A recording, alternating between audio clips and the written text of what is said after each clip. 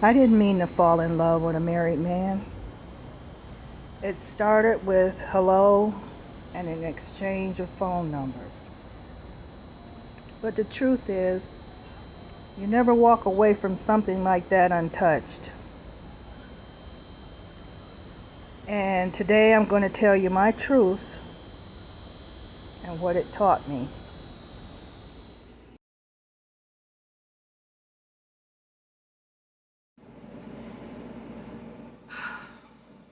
Before I get into all what happened, just remember, I was young and inexperienced, really. It was after my first divorce. And it's not a romantic story at all. It's something that happened, and it happened to me. It all started out as I was working for the post office. I was delivering mail, and this guy pulled over, and as I'm walking delivering my mail, he stopped and asked me if he could get my phone number. He told me he was a teacher at a school, and because he was in a beat up truck, he looked like he had been working in a field or something. Of course, I didn't believe him, so I didn't give him my phone number. I gave him a number, it just wasn't my number. So that was that. And then one day, I was at my son's school, and they were having some type of meeting or something for the school. And I looked and I saw this guy, that same guy, and he was dressed up, had his suit on and everything, smiling, talking with the other teachers. And I'm like, that's that guy. I'm like, oh my God, he really is a teacher. So I was totally shocked because I'm judging somebody by the way they look, right? So I went over to him and he looked at me. I looked at him. He looked at me. He said, you know, you gave me the wrong number. I said, I did. I was wondering why you hadn't called me. So anyway, we exchanged numbers again.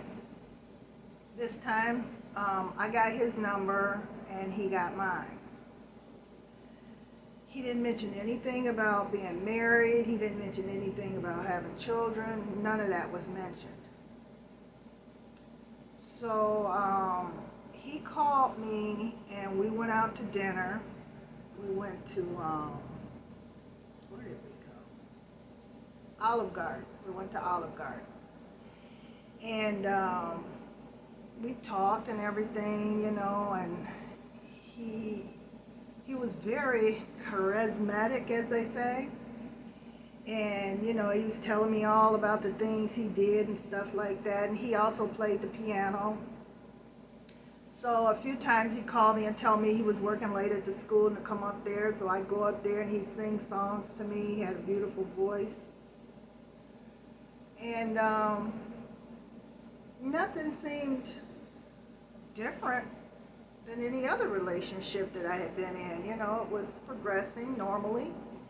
And we would hang out, and me calling him, yeah, he would answer his phone. When I thought about it, he would answer his phone.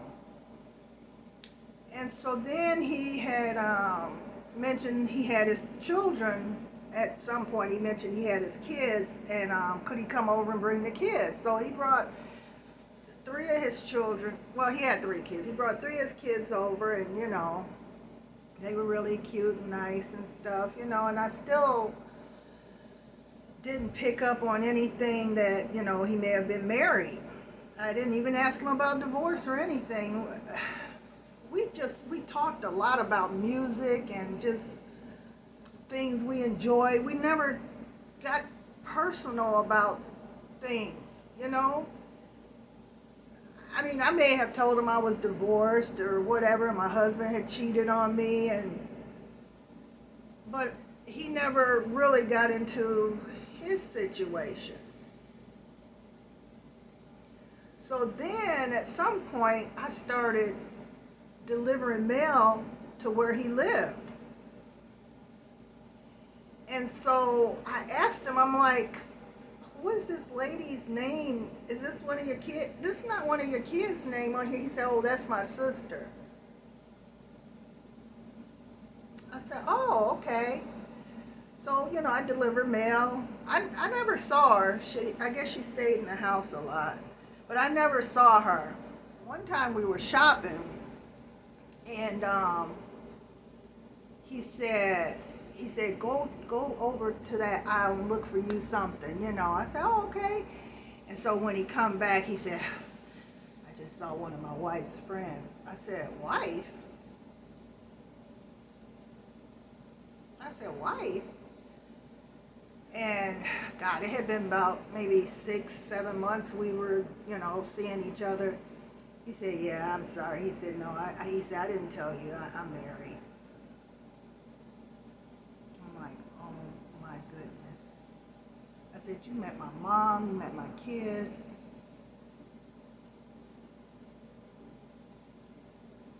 But, you know, he was like, he said, we don't even share the same bed. We don't this, you know, this typical stuff that men say. We're on the verge of getting divorced, you know. I wanted her to have more kids. She don't want to have more kids.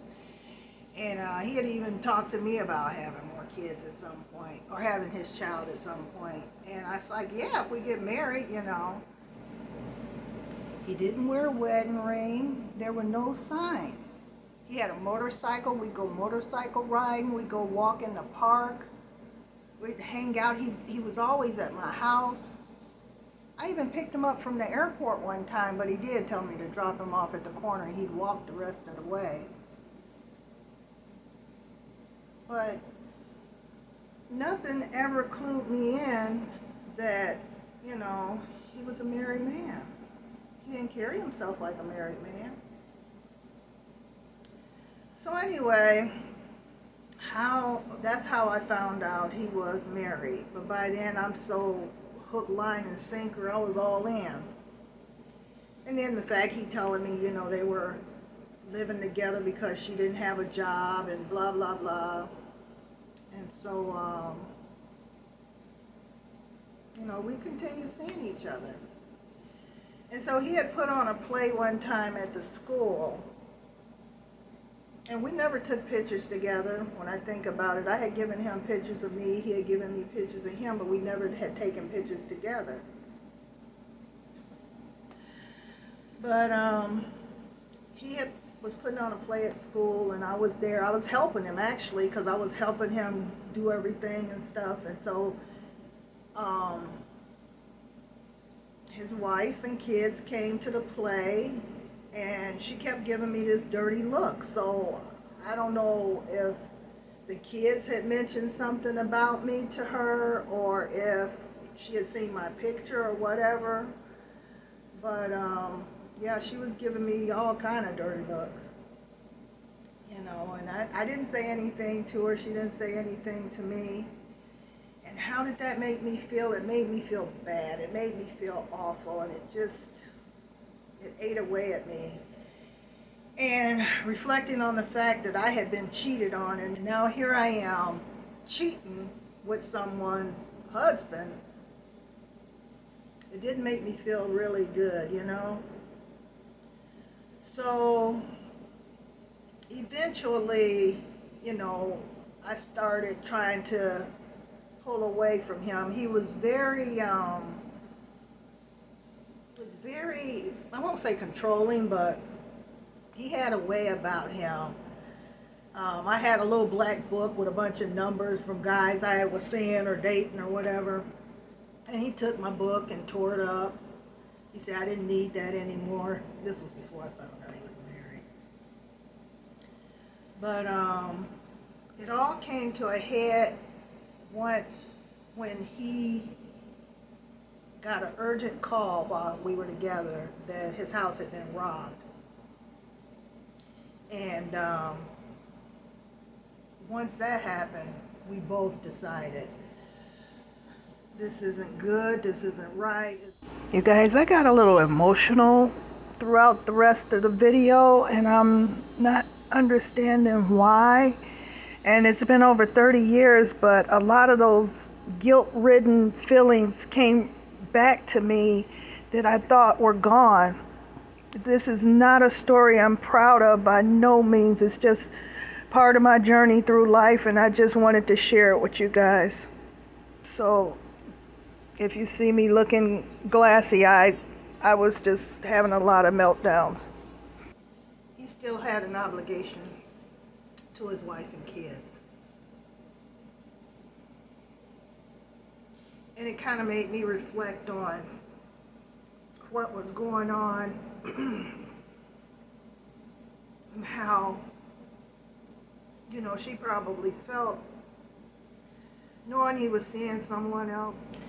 It was very difficult to be happy with him because I knew what was going on and it shouldn't have been going on, and the guilt I was feeling being involved with someone who had someone else. And so the guilt.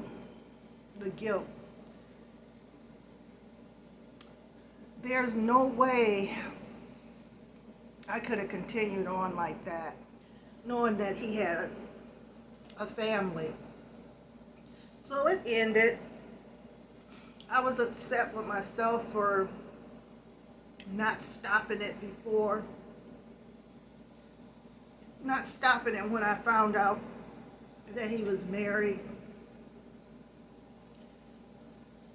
And upset that I believed he would leave. He was so miserable he would leave. But I feel like that was all a lie. Of course, it was all about stepping away. More than anything, I think it was like stepping away from your marriage. But, you know, it's not a position that anybody should ever want to have theirself in, being the outside woman or being the other woman. It's not a good feeling. It can really mess up your self-esteem, to think that you're not good enough for someone to just want you. But if you clicked on this video because you've been in a relationship like that where you're the other person, just know that you're not evil, because I'm not evil. It's just, we're people, we're human, we make mistakes. We go through life and we make mistakes and we learn from our mistakes. We all deserve to be loved without guilt, without feeling bad about being loved by someone. You know, I didn't get a happy ending with him, but I did get something. I got myself back. And it taught me that you should never be second best to anyone while they're trying to fulfill their fantasies or their pause from whatever they're dealing with in their marriage. But we have to stop pretending like this stuff doesn't exist. We see it all the time. And it happened to me, and a lot of people don't talk about it because they are ashamed of it. But I can't be ashamed of the life I've lived. So I'm just telling my story. And it's not always happy endings in some stories. So if you got anything out of this, just give me a thumbs up. I'm not leaving any heart in this video because it's not worthy of leaving a heart. It's just a mistake that was made, something I learned from. And don't let somebody drag you along into some dream of theirs when they're telling you they have a nightmare at home, but yet they're in the dreamland with you, because they don't mix. They don't mix, they don't come out good. So you walk away if someone is trying to drag you along while they figure out what they need to do with the life that they have. So just have your life together, know what you need, know what you want, so that if you find yourself in a situation like that, you can walk away. Love should not hurt. Love should be something that is given freely and not attached to someone else. You guys take care, and I'll see you in the next video. Love you.